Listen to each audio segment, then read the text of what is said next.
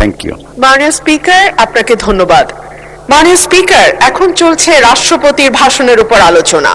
বাংলাদেশের সংবিধান অনুযায়ী প্রধানমন্ত্রী এবং প্রধান বিচারপতি নিয়োগ ছাড়া রাষ্ট্রপতিকে আর সকল কিছুই প্রধানমন্ত্রীর পরামর্শক্রমে করতে হয়, এবং প্রধানমন্ত্রী রাষ্ট্রপতিকে কি পরামর্শ দিলেন সেই ব্যাপারেও কোথায় কোনো প্রশ্ন উত্থাপন করা যায় না।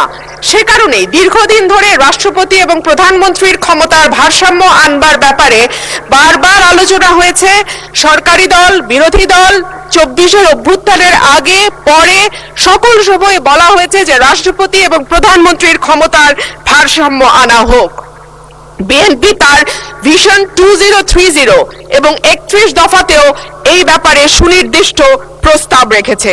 মাননীয় স্পিকার, সে কারণেই সঙ্গতভাবে আমাদের একটা এক্সপেকটেশন ছিল যে এইবার রাষ্ট্রপতি মন্ত্রিপরিষদ কর্তৃক অনুমোদিত ভাষণের বাইরে গিয়ে তার নিজের মতন করে ভাষণ দিতে পারবেন, কিন্তু আমরা দেখলাম এইবারও রাষ্ট্রপতির ভাষণ মন্ত্রিপরিষদ কর্তৃক অনুমোদিত একটি ভাষণ তাকে দিতে হলো। সো আমরা যদি এতটুকু স্বাধীনতা মাননীয় স্পিকার রাষ্ট্রপতিকে দিতে না পারি, তাহলে আর আমরা কোন ভারসাম্যের কথা বলছি? যাই হোক মাননীয় স্পিকার, আমার বক্তব্যের শুরুতেই আমি ধন্যবাদ জানাই মহান রাব্বুল আলামিনের দরবারে, যিনি আমার এই কঠিন যাত্রাকে সহজ করে দিয়েছেন।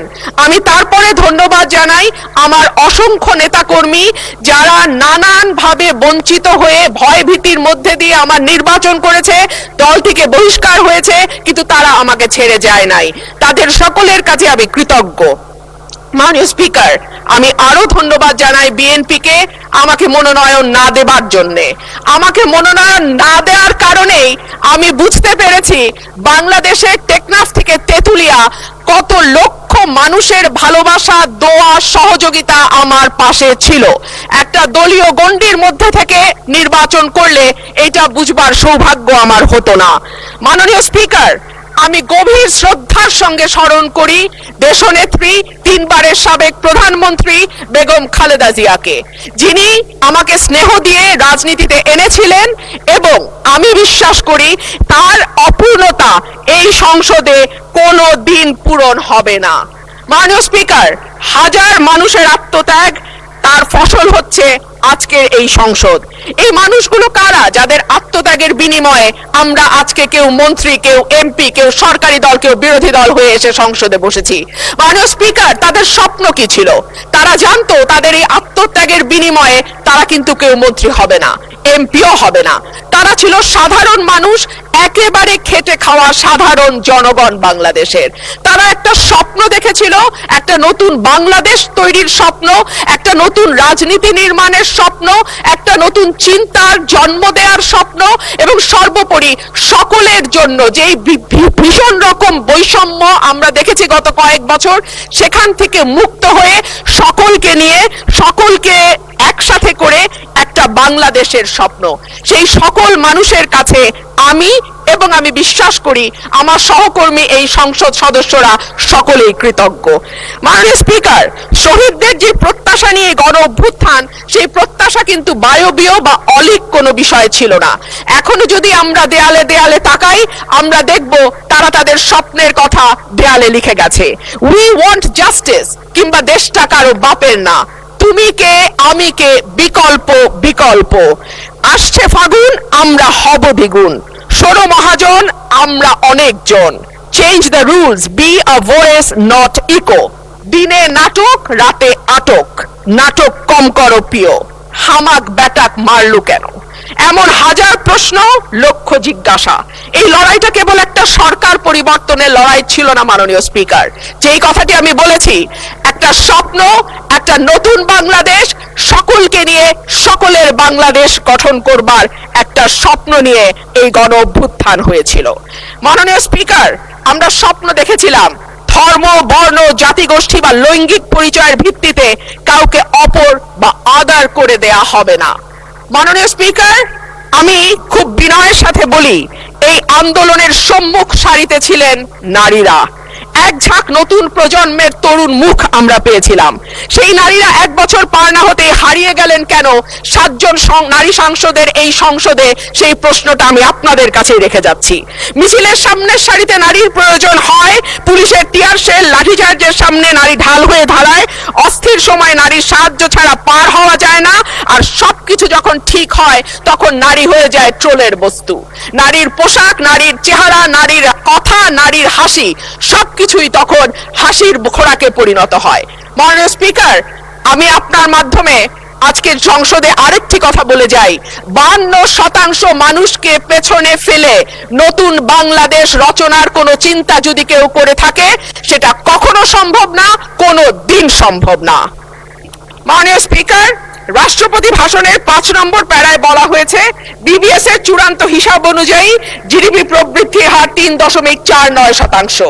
প্রবৃদ্ধি হচ্ছে, উৎপাদন বাড়ছে, কিন্তু সেই অনুপাতে কর্মসংস্থান সৃষ্টি হচ্ছে না, বরং উৎপাদন ও সেবা খাতগুলোকে অর্থনীতির মূল চালিকা শক্তি হিসেবে ধরা হয়। সেই 2 খাতেই কর্মসংস্থান চলছে।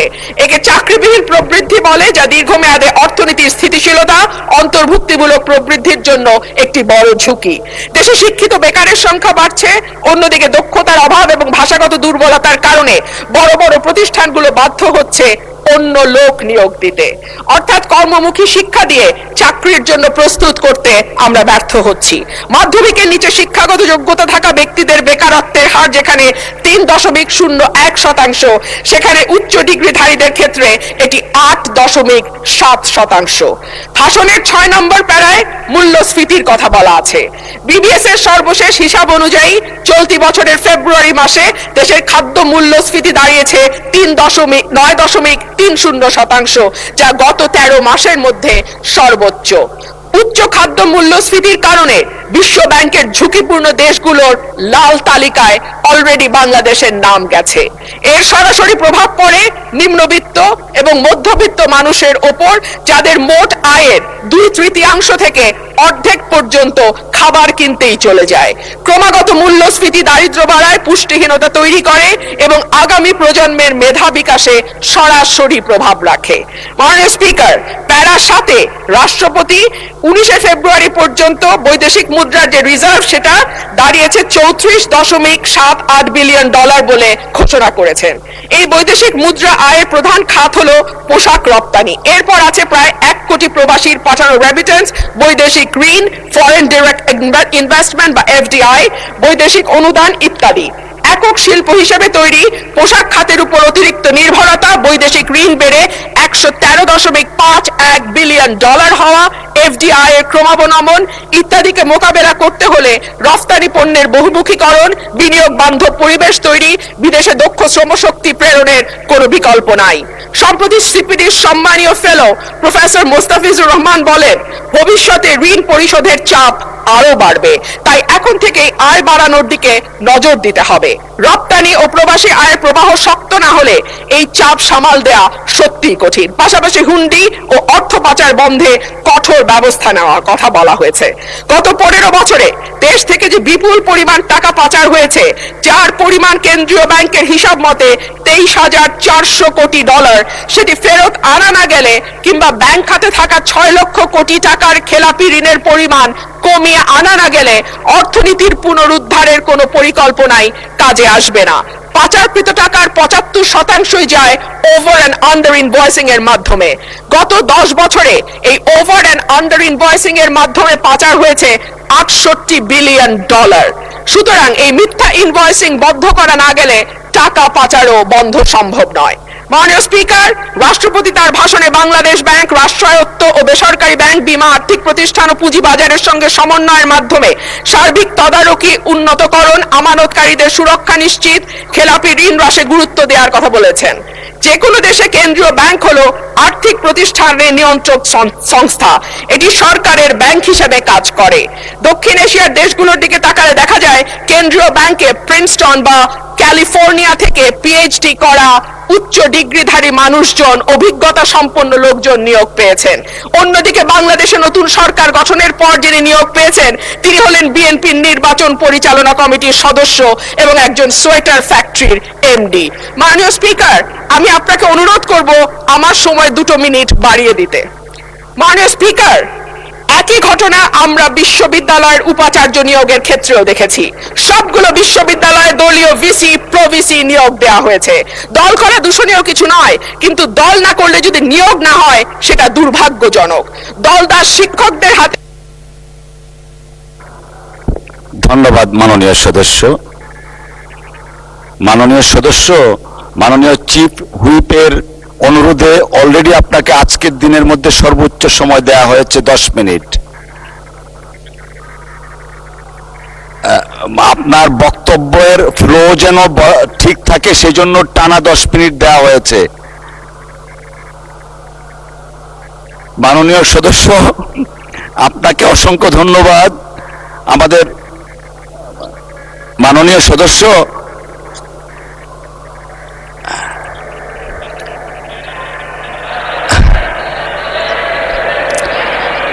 মাননীয় সদস্য আপনি দয়া করে বসুন। You will have time, next time আপনাকে দেয়া হবে। এখন আমরা let us continue our business. I humbly request you to take your seat. Thank you.